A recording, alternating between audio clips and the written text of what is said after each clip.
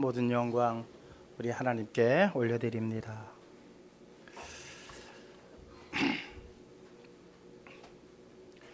오늘 함께 은혜 나눌 말씀은 히브리서 말씀입니다. 히브리서 12장 말씀 7절에서 9절까지의 말씀입니다.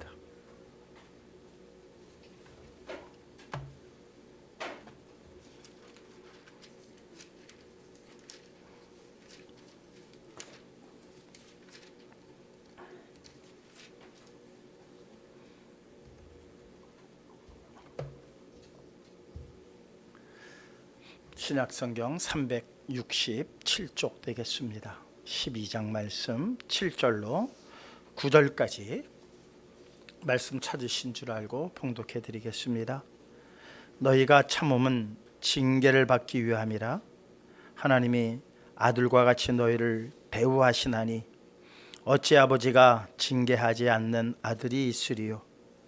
징계는 다 받는 것이거늘 너희에게 없으면 사생하여 친아들이 아니니라.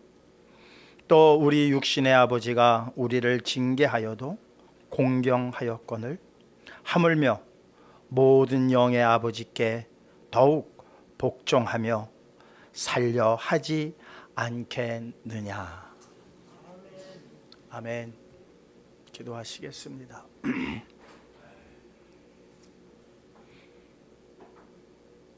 성령의 단비 이 시간 저희들 구합니다. 세상의 패역함으로 인해서 저희의 영혼이 메말라가고 있습니다. 이제 이 메말라가는 세상에 성령의 단비 부으셔서 다시 한번 솟생케 하시는 하늘의 역사가 저희들로 통하여 이 세상에 나타나게 하시고 이 세상에 울려 퍼지게 하여 주시옵소서. 이 일들을 위하여 하나님께서 먼저 불러주신 줄 믿사오니 이제 일할 수 있도록 성령의 단비 내려 주시옵소서. 성령의 충만함 이루게 하여 주시옵소서.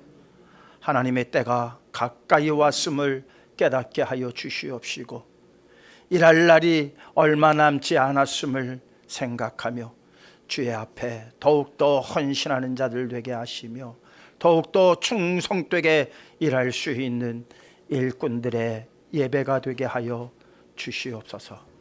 장로님 구한 모든 기도의 내용 들으심을 감사드립니다.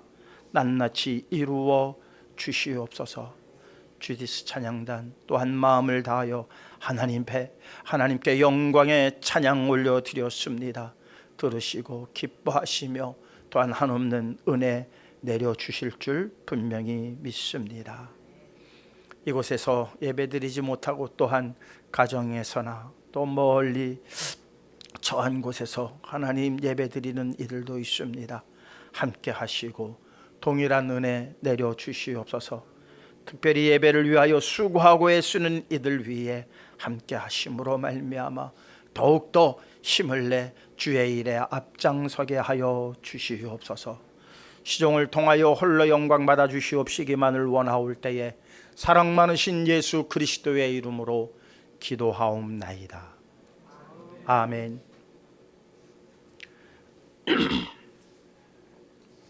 예, 오늘은 제목이 징계의 유익입니다. 징계의 유익. 징계 좋아하시는 분들이 있나요? 징계 받는 거 좋아하시는 분들은 아무도 없습니다. 그런데 한번 생각해 보시자고요. 징계 없이 살아온 사람들이 있나요? 징계를 좋아하지 않지만 징계 없이 우리가 성장할 수 없다는 것 또한 인정하는 부분들입니다. 혹여 징계 없이 살아온 사람들이 있을까 한번 생각을 해봤어요. 그러면서 요즘 뉴스에 자주 등장하는 김주애, 김정은 딸. 뭐 정말 얼굴도 아주 엄마 닮아서 이쁘더라고요. 하나도 아주 티 없이 자란 것 같아요. 그러니까는 징계가 없이 자라지 않았을까. 감히 누가 주애를 징계하겠어요. 김정은이도 마찬가지죠. 징계 없이 자라면은 처음에는 다 해맑아 보이죠. 다 징계 받을 때 아프니까 인상을 쓰고 하지만은 사실 다 똑같아요. 그런데 그 아이들이 장성하고 나면 다 괴물이 돼 버리더라고요. 다 괴물이 돼 버려요. 우리나라에서도 몇몇 재벌 2세, 3세들, 그래서 2세까지는 또 좀 그러한 징계를 통해서 또한 사업장에서 사업을 배우고 경영을 배우면서 말단으로 돌아가서 그렇게 어려운 시련 속에서 경영을 배우는 사람들, 그래도 사회에 여러 가지 좋은 일들을 많이 합니다. 그런데 그렇지 않고 정말 징계 없이 그저 그냥 가진 게 돈이다 뿐이니까, 그래서 학교에 가도 선생님도 뭐라고 하지 못하고 그렇게 자란 사람들, 결국 마약에 손을 대고 대마초를 피우고 그렇게 해서 이번에도 많은 사람들이 걸려 들었더라고요. 네. 그 원인이 뭘까? 원인이 뭘까? 네. 사랑만 받고 자란다? 그것도 저는 말이 안 되는 것 같아요. 징계는 사실 사랑이거든요. 네. 징계와 사랑을 이거를 따로 떼놓고 생각할 수가 없어요.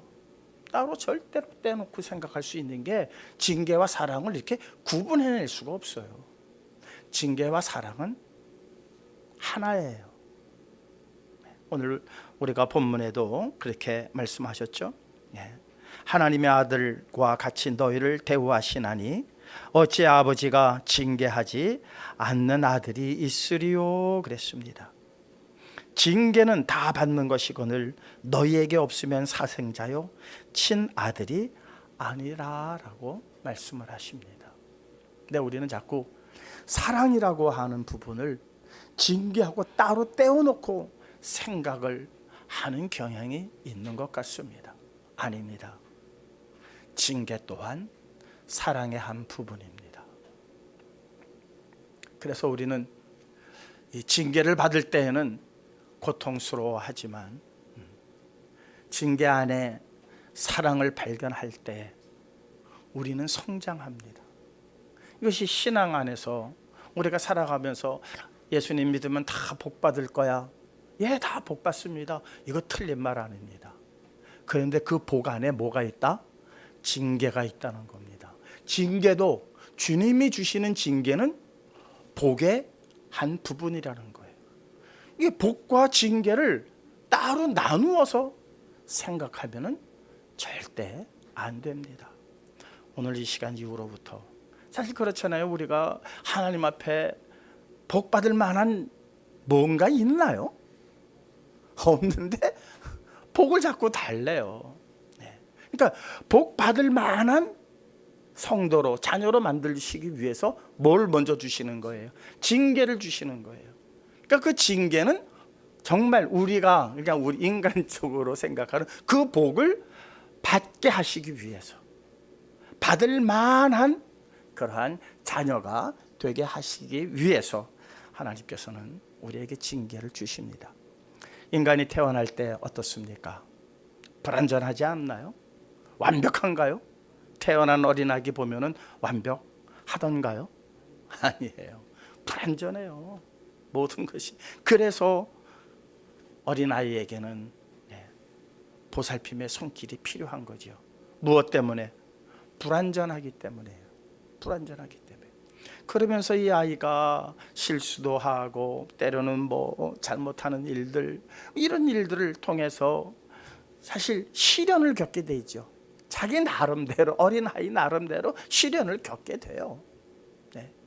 그 시련 속에서 성장해 가는 것을 우리는 볼 수 있고, 우리가 그렇게 살아왔고 우리가 그렇게 성장해 왔음을 부인할 수 있는 사람 아무도 없을 겁니다.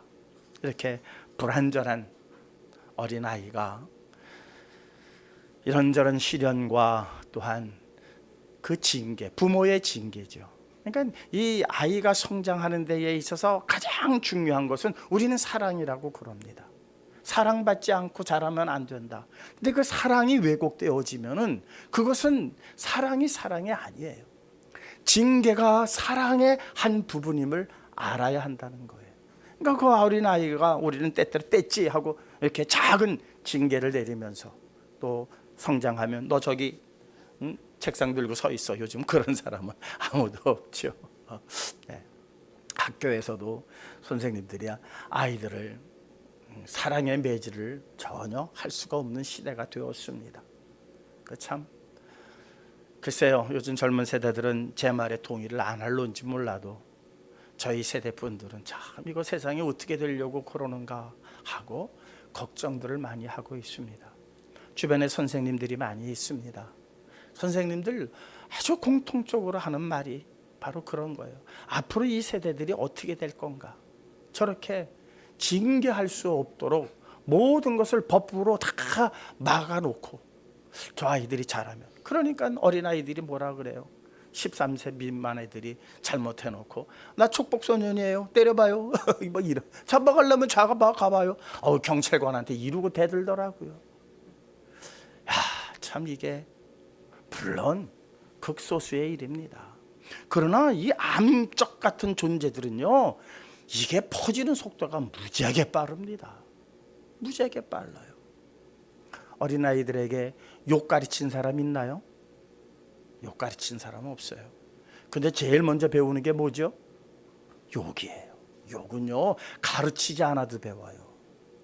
선한 일은 가르쳐도 안 하는데, 나쁘고 못된 짓은요, 가르치지 않아도 어디서 배웠는지 깜짝 놀랄 정도로, 얘가 이런 욕을 어디서 들었지? 할 정도로 우리를 놀라게 할 때가 많이 있습니다. 그것이 점점 심화되어져 가고 있지 않나요? 무엇이 없기 때문입니까? 징계가 없기 때문입니다. 그러니까 징계를 잘못 생각하고 있기 때문이에요. 징계가 사랑이라고 하는 사실을 우리가 알 때에 사랑의 징계를 통해서 사람들이 성숙해져 가고 사람들이 더욱더 자라져 간다는 사실들을 우리가 망각하고 있는 것이 아닌가, 그런 생각을 해봅니다. 오늘 본문에서도 부모가 자식을 징계함이 다 무엇 때문이다? 사랑 때문이다. 징계받지 않고 자라나는 사람은 아무도 없다라고 그렇게 말씀합니다. 모세도, 오늘 본문은 히브리서 말씀이지만 모세도 동일한 말을 했더라고요. 신명기서 말씀 보도록 하시겠습니다. 8장 5절입니다. 이거는 모세를 통해서 하나님께서 또한 우리에게 주신 말씀입니다. 함께 읽겠습니다. 너는 사람이 그 아들을 징계함 같이 내 하나님 여호와께서 너를 징계하시는 줄 마음에 생각하고. 그러니까 오래전서부터 이 하나님의 징계를 모든 사람들이 다 싫어했어요. 처음에 말씀드렸지만 징계 좋아하는 사람은 아무도 없다. 그러나 징계를 통해서 우리가 성장해 왔음을 생각할 때에 하나님께서 모세를 통해서 하신 말씀이에요. 아들을 징계한, 사람이 아들을 징계한 같이 내 하나님 여호와께서 너를 징계하시는 줄 마음에 생각하고, 그 뒷말은 받아들이라는 거예요. 그것을 감사하게 여기라는 거예요. 그것을 기쁘게 여기라는 거예요. 이 정도가 되면은요, 모든 징계 앞에서 감사할 줄 알게 되어지면 두말할 나위도 없어요. 두말할 나위 없어요. 그런 사람을 세상이 어찌 감당하겠습니까? 그런 사람을 사탄이 어찌 넘어뜨릴 수가 있겠습니까? 모든 징계를 하나님께서 내게 주시는 사랑으로 받아들이는 그에게 어떤 사단마귀가 이길 수 있겠습니까? 어떤 세상의 가치와 이론들이 그를 넘어뜨릴 수가 있겠습니까? 시편서 6장 1절에서 3절과 6절은 다윗의 시입니다. 우리 다윗을 생각하면요, 참 다윗이 위대한 게 무엇 때문에 위대한가요? 다윗의 위대함은 죄와 상관없이 살아온 의인이기 때문에 위대한 게 아니에요. 다윗의 위대함은요, 하나님의 징계를 바로바로 받아들였다는 거예요. 바로바로. 그리고 징계할 때에 자기의 잘못이 무엇인가를 바로 깨달았다는 거예요. 다윗의 잘못을 성경에서 우리가 기록한 성경 내에서 발견할 수 있는 것은 두 가지입니다. 하나는 밧세바 사건이죠. 또 하나는 이스라엘 백성을 계수하지 말라 그랬는데 계수한 사건입니다. 그러니까 이스라엘 백성을 계수한 사건은 무엇을 의미하느냐? 사람을 의지하겠다라는 겁니다. 야, 우리 전쟁에 나갈 사람이 몇 명이나 돼? 말은 지금 몇 마리나 있지? 이거는 이제 앞으로 다가올 전쟁에 대해서 스스로 준비하겠다라고 하는, 그러니까 하나님을 의지하지 않겠다라고 하는 마음의 생각이죠. 이것보다 큰 잘못은 없습니다. 하나님 앞에 이것보다 큰 범죄는 없습니다. 인간적인 범죄, 밧세바 사건입니다. 하나님께 대한 범죄, 하나님께서 계수하지 말라고 한 이스라엘의 수를 계수한 사건입니다. 하나님께서 이것 때문에 시편에 수많은 근황 절절하게 그렇게 시를 쓴 내용이 이 두 사건에서 비롯된 거예요. 그로 인해서 전염병이 돌기 시작을 했고요. 그로 인해서 아들이 반란을 일으켜서 그는 광야에 그렇게 떠돌게 되었습니다. 이전 사울이 그를 죽이려고 할 때 떠돌던 시절과 아들 압살롬의 반란에 의해서 광야에 그렇게 나가서 떠돌던 시절은 완전히 다릅니다. 그의 시편에 나오는 그 내용의 모든 것들이 너무너무 달라져 있었습니다. 우리 시편 6편 1편 1절에서 3절과 6절 함께 읽겠습니다. 여호와여, 주의 분노로 나를 책망하지 마시오며 주의 진노로 나를 징계하지 마옵소서. 여호와여, 내가 수척하여 싸우니 내게 은혜를 베푸소서. 여호와여, 나의 뼈가 떨리오니 나를 고치소서. 나의 영혼도 매우 떨리나이다. 여호와여, 어느 때까지이니까. 6절입니다. 내가 탄식함으로 피곤하여 밤마당 눈물로 내 침상을 띄우며 내 요를 적시나이다. 다윗도요, 하나님께서 징계하실 때 좀 징계 좀 안 받으면 안 되겠습니까? 징계 좀, 내게 징계 안 내리시면 안 됩니까? 징계라고 하는 것 좋아할 사람 아무도 없다는 거예요. 다윗의 잘못이 얼마나 컸으면 다윗조차도 진노로 나를 징계하지 말아달라고 하나님 앞에 간절히 기도하지 않습니까? 그렇게 오늘 한 번 말씀 듣고 내게 징계 내려주시면 내가 감사하겠습니다, 이게 그게 말처럼 쉬운 일이 아니에요. 징계가 닥치면 어떻게 해서든지 우리는 그 징계에서 벗어나려고 한다는 거예요. 어떻게 하면 그 징계를 피해갈까?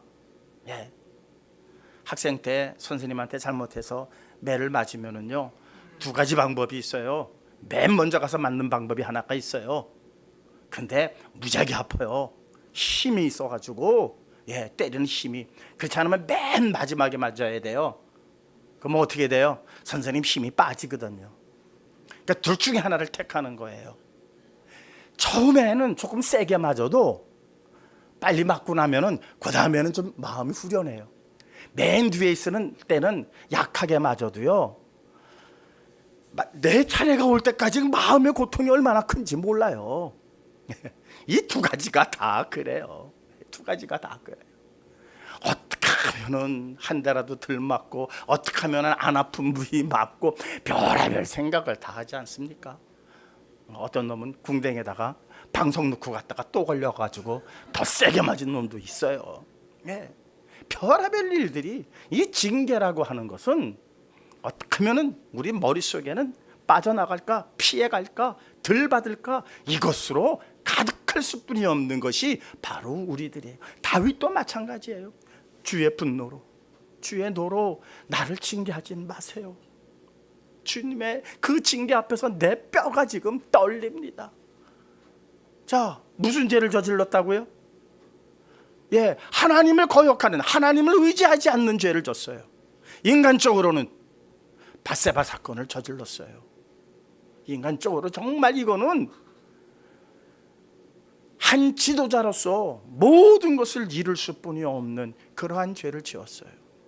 그 죄에 대한 징계가 얼마나 컸기에 그는 뼈마디가 흔들린다고 그랬습니다. 그러나 6절에는 뭐라고 합니까? 내가 탄식함으로 회개하는 거죠. 내가 매맞을 짓 했네. 내가 얻어 터질 짓 했네. 내가 이렇게 하나님의 큰 사랑을 받고 정말 양치기 소년을 불러서 이렇게 위대한 왕이 되게 했음에도 불구하고 내가 하나님 앞에 큰 번제를 저질렀구나. 그런 내용들이 곳곳에 있지 않습니까? 밧세바 사건 이후 선지자 나단을 통해서 그의 잘못을 이야기했을 때에 변명하지 않았습니다. 뭐 그거 가지고 그래? 절대 부인하지도 않았고 그 일에 대해서 절대로 항변하지 않았습니다. 다윗의 입장에서 나단 선지자 감옥에 넣을 수도 있어요. 그만한 권세가 있어요. 그러나 하나님께서 나단 선지자를 통해서 말씀하실 때 그는 바로 무릎을 꿇었습니다. 바로 그는 참회를 했습니다. 회개를 했습니다.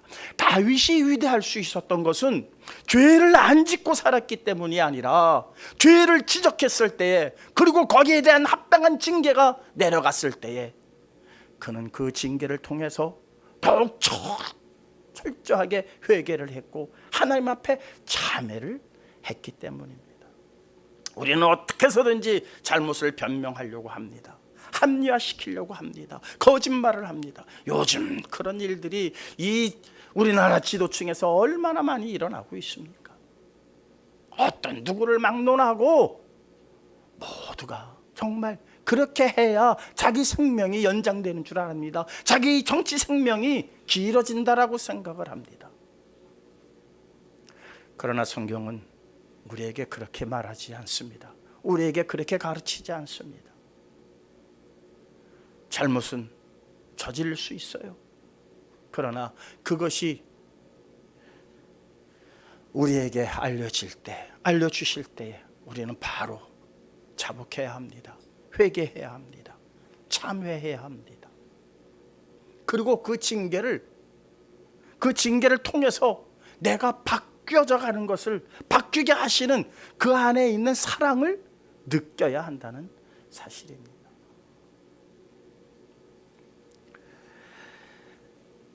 그 아들 솔로몬은 이렇게 얘기하죠. 그 아들 솔로몬이 성전을 다 이제 완공 지었습니다. 그리고 이제 성전을 봉헌하는 그날 솔로몬은 무릎을 꿇고 하나님께 이렇게 기도합니다. 열왕기상 8장 38절에서 39절 읽겠습니다. 한 사람이나 혹 주의 온 백성 이스라엘이 다 각각 자기 마음의 재앙을 깨닫고 이 성전을 향하여 손을 펴고 무슨 기도나 무슨 간구를 하거든 주는 계신 곳 하늘에서 들으시고 사하시며 각 사람의 마음을 아시오니 그들은 모든 행위대로 행하사 갚으시옵소서. 주만 홀로 사람의 마음을 다 아심이니이다. 그러니까 솔로몬도 이미 알았어요. 이 이스라엘 백성들이 어찌할 건가에 대해서 너무나도 잘 알았어요. 그래서 하나님의 징계는 계속될 것이다. 하나님의 사랑의 징계는 계속될 것이다. 그 사랑의 징계를 받을 때에 그들이 어디에 있던지 내가 이 잘못해서 이 징계를 받는구나 라고 마음에 깨닫고 뉘우쳐서 이 성전을 향하여 두 손을 들고 하나님 앞에 간구하며, 하나님은 하늘에서 들으시고 저들의 기도를 들으시고 저들의 죄를 용서해 달라는 그러한 간구를 열왕기상을 통해서 하고 있습니다. 놀랍지 않습니까? 그런데 우리가 여기서 분명히 해야 할 일이 있어요. 징계가 어떤 이에게는 약이 되고 어떤 이에게는 독이 되더라는 겁니다. 징계라고 해서 지금 오늘 말씀 듣고 다 이거 아주 좋은 거네가 아니에요. 두 가지가 있어요.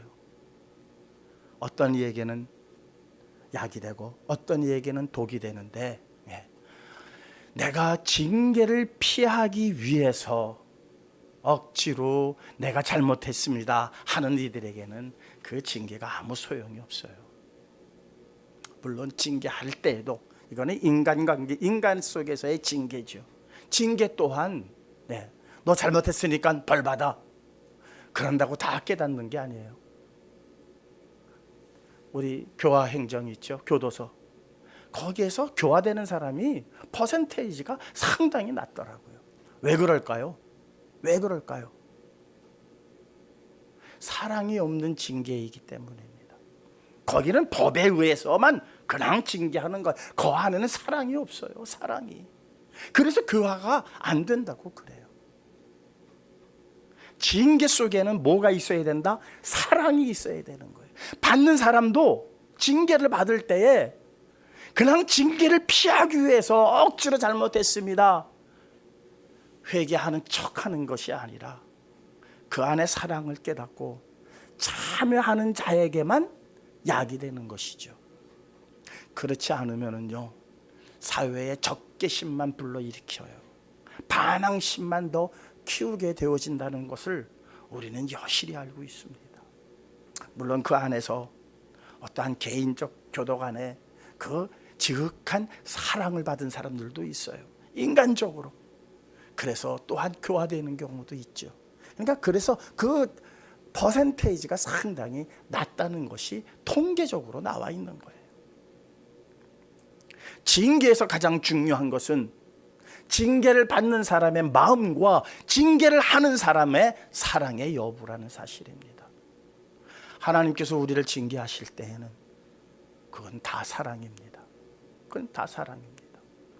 부모가 자식을 징계할 때 또한 다 사랑입니다. 그래서 자식은 징계를 받았어도 훗날 그 부모를 공경하게 되어진다고 오늘 본문은 우리에게 일러주고 있습니다.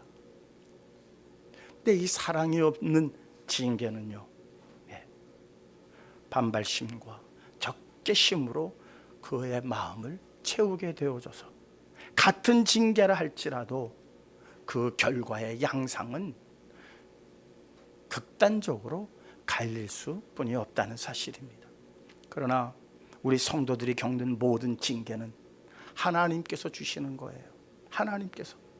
여러분들 삶에 여러 가지 힘들고 어려운 일들, 왜 내게 이런 일이 일어납니까 하는 많은 일들이 있지 않습니까? 그거 없으신 분 한 분도 없는 것 같아요. 제가 얼굴 보니까 한 분도 없어요. 다 지금 징계를 받았어요. 징계 중에 있어요. 저 또한 마찬가지예요. 저 또한 마찬가지예요. 그래도 이 자리에 하나님의 징계를 받았음에도 불구하고 나 하나님 싫어요, 나 하나님 미워요, 왜 하나님 내게 이런 징계를 주세요 하지 않고 오늘도 이 자리에 나온 것은 그것이 하나님의 사랑인 줄 알기 때문입니다. 우리는 다 그렇게 불완전한 존재들이었지만 그렇게 징계를 통해서 점점 하나님이 기뻐하시는 성도로 변화를 이루어 가고 있다는 사실입니다. 성화의 과정에 우리가 지금 현재 있다는 사실입니다. 시편서 94장 12절입니다. 뭐라고 얘기하고 물론 이 시편 94장은 작자 미상이에요. 근데 이건 분명히 다윗이 쓴 것 같아요. 근데 어쨌든 신학자들은 누가 썼느냐, 제일 먼저 그런 거를 이건 누가 쓴 거냐, 언제 쓴 거냐, 이거를 제일 먼저 보거든요. 근데 이거는 어떤 근거가 없어서 작자 미상으로 해놨어요. 근데 그 내용을 보니까요, 이거 뭐 그냥 다윗의 입에서 나온 것 같아요. 한번 함께 읽읍시다. 여호와여, 주로부터 징벌을 받으며 주의 법으로 교훈하심을 받는 자가 복이 있나니. 뭐가 있다고요? 복이 있다는 거예요. 이게 성도의 깨달음이에요. 세상은요 절대 안 그래요. 절대 안 그래요. 지금 여러 가지 자연재해로 인해서 많은 인명피해가 나고 있습니다. 전쟁이라고 하는 재앙으로 인해서 많은 인명이 살상되어지고 있습니다. 사람들은 그런 일들을 통해서 서로 적개심을 품어갑니다. 적개심을 품어갑니다. 이것은 세상이 그렇게 돌아가는 겁니다. 그러나 성도는 그 일을 통해서 야, 내게 복 주시는 거구나. 징계를 복으로 받아들인다는 거예요. 징계 자체가 무슨 복이겠습니까? 그러나 징계가 지향하고 있는 것이 온전하게 하시기 위함이기 때문에 그것을 복이라고 말하는 겁니다. 그것을 복이라고 그러는 거예요. 고린도전서 11장 32절입니다. 함께 읽겠습니다. 우리가 판단을 받는 것은 주께 징계를 받는 것이니 이는 우리로 세상과 함께 정죄함을 받지 않게 하려 하심이라. 지금 우리가 판단을, 심판을, 우리의 잘잘못을 하나님께서 보시고 거기에 합당한 징벌을 내리심은 무엇 때문이다? 우리를 떨쳐버리시고 우리를 미워하시고 우리를 끊어내려고 하는 것이 아니라 책망하여 징계하노니, 아니 징계를 받는 것이니 이는 우리로 세상과 함께, 세상이 나중에 심판받을 때 그때는 용서가 없어요. 마지막 심판은요 용서가 있는 게 아니라 그때는 완전히 구분지시는 거예요. 돌이킬 수가 없어요. 돌이킬 수가 없어요. 그렇게 세상을 정죄할 때에, 세상을 심판할 때에 함께 받지 않게 하려 하심이라는 거예요. 이대로 그냥 내버려 두시면 하나님께서 세상을 심판하실 때에 우리 또한 심판받고 만다는 거예요. 그 심판에서 너희를 구하기 위하여 내가 너희를 징계한다는 거예요. 그러니 이 징계가 복이 아닐 수가 있겠습니까? 이 징계야말로 큰 복을 받게 하는 하나님의 역사 아닙니까? 우리는 그것을 깨달아야 돼요. 계시록 3장 19절입니다. 물은 내가 사랑하는 자를 책망하여 징계하노니 그러므로 내가 열심을 내라 회개하라. 물은 내가 사랑하는 자를 책망하며 징계한다. 이거는 부모가 자식에게 하는 마음과 똑같습니다. 똑같습니다. 우리는 그런 사랑을 받고 그런 징계를 받고 인간적으로도 성숙했습니다.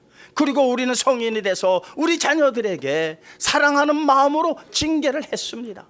그 당시 애들은 막 반발하기도 하고, 아우 이거 우리 아빠 아닌가 봐, 나한테 왜 이래, 그러며 다가도 훗날 알게 되듯이 이제 우리는 하나님께서 우리를 얼마나 사랑하시는가에 대해서 징계를 통해서 하는 거예요. 그냥 야 그래 너 나한테 왔으니까 내 사업이 또 잘 되고 네 건강도 잘 되고 네 모든 일들이 뭐 취업도 잘 되고 아이고 얼마나 좋아요.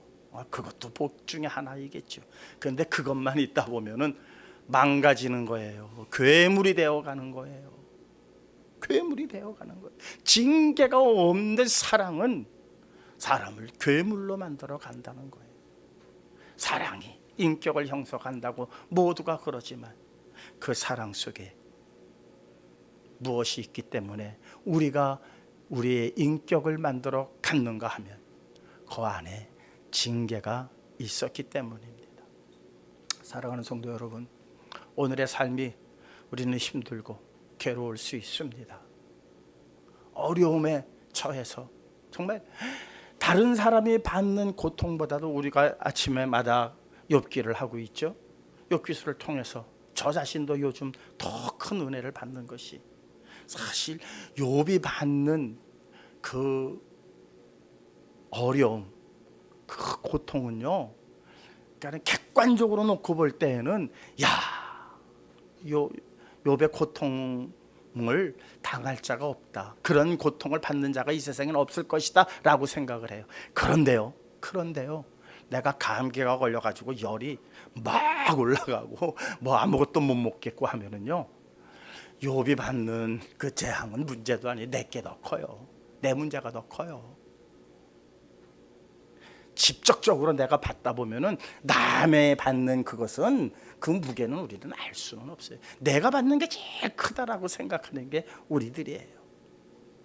그렇지 않습니까? 그래서 우리는 어떤 징벌을 받든지 무거운 징벌을 받는 자들이에요. 무거운 징벌을. 욥은 원망했습니다. 욥은 항변합니다. 욥은 자기가 태어난 날을 저주할 정도로 그렇게 욥은 그렇게 합니다. 친구들 하는 말 보니까 너무너무 멋져요. 너무너무 옳은 말이에요. 너무너무 맞는 말이에요. 그 맞는 말 속에 뭐가 없었습니까?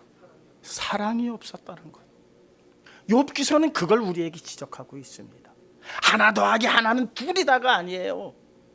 욥기서를 사회의 어떤 통념으로 본다면은 도저히 이해할 수 없는 게 바로 욥기서예요. 우리는 하나 더하기 하나는 둘이라고만 생각해요. 그러나 하나님의 법칙은 하나 더하기 하나는 천도 되고 만도 되고 억도 되는 겁니다. 거기에 뭐가 있기 때문에? 사랑이 있기 때문에. 사랑이 없는 모든 것들은 울리는 꽹과리라고까지 얘기했습니다. 사랑이 없는 징계 또한 그것은 오히려 그 사람을 망칩니다. 사랑이 없는 복 또한 그 사람을 망치게 합니다.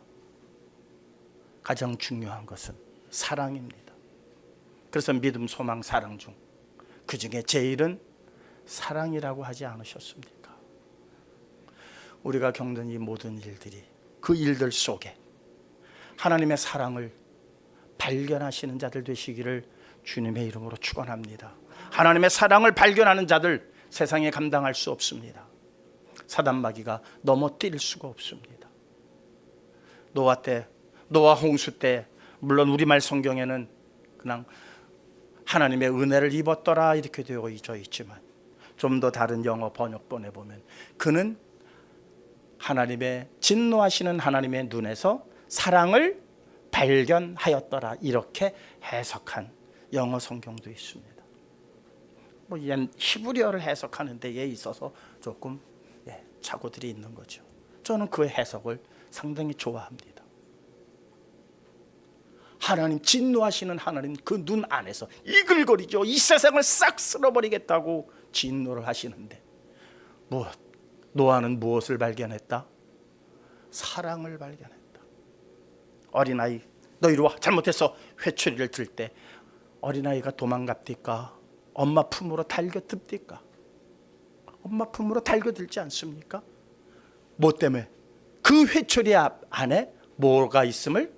사랑이 있음을 아는 거예요. 그러니까 때린다는데도, 회초리 들었는데도 엉 하고 울면서 엄마 품에 안기는 것처럼 우리 또한 하나님 앞에 이러한 자들 되시기를 주님의 이름으로 축복합니다. 어떠한 시험과 환난 속에서도 이 모든 것을 통하여 나를 정금과 같게 하시리는 그 하나님의 손길을 느끼시고 날마다 찬송하시는 저와 여러분들 되시기를 주님의 이름으로 축원합니다. 주신 바의 말씀 우리 마음속에 새기시면서 정말 오늘 내가 겪고 있는 이 어려움과 시련 속에 하나님의 사랑의 손길을 깨닫게 해달라는 간절한 기도 합심해서 잠시 동안만 하도록 하시겠습니다. 감사하시고 고마우신 아버지 하나님, 오늘 이 시간 우리가 히브리서 12장을 통하여서 하나님이 저희들을 얼마나 사랑하시는지, 징계를 통해서라도 우리를 바른 길 가게 하시고, 징계를 통해서 올바로 서게 하시고, 징계를 통해서 우리를 믿음 갖게 하시는 그 손길들에 대하여 우리들을 다시 한번 깨닫게 하여 주시니 진심으로 감사를 드립니다. 하나님의 사랑은 무한합니다. 측량할 수가 없습니다. 그 사랑에 놀라고 또 놀라며 감탄하고 감탄하는 입술들 되게 하여 주시옵소서. 날마다 주님을 찬양하는 입술 되게 하여 주시옵소서. 그래도 힘든 것은 어쩔 수가 없습니다. 고통스러운 것들은 어쩔 수가 없습니다. 이제 참회하고 회복하오니 이 징계의 손길을 거두어 주시어서 병든 자들을 치료하여 주시옵시고 여러 가지 어려움에 처해 있는 자들의 모든 일들이 형통케 되어지는 역사가 일어나게 하여 주시옵소서.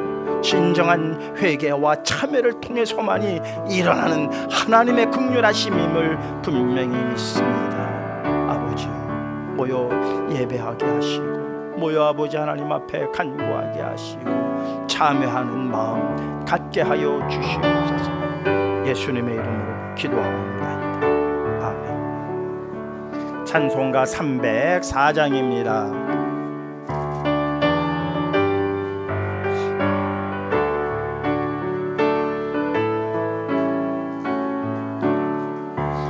크신